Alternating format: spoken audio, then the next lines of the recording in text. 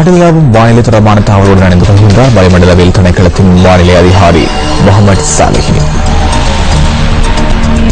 இலங்கைக்கு நேராக வளிமண்டலத்தில் நிலவுகின்ற இடையூறின் காரணமாக நாட்டின் தென் அரைப்பாகத்தில் வானம் முகில்தறிந்து காணப்படும். இதேவேளை மத்திய சப்ரகமுக மேல் கிழக்கு ஊவா மற்றும் தென் மாகாணங்களின் பெரும்பாலான பகுதிகளில் மழை அல்லது இடியுடன் கூடிய மழை பெய்யக்கூடும். ஏனைய பிரதேசங்களின் பெரும்பாலான இடங்களில் குறிப்பாக பிற்பகல் 2 மணிக்கு பின்னர் இடியுடன் கூடிய மழை பெய்யக்கூடும். சில இடங்களில் சுமார் 100 மில்லிமீட்டர் வரையிலான பலத்த மழை பெய்யக்கூடும்.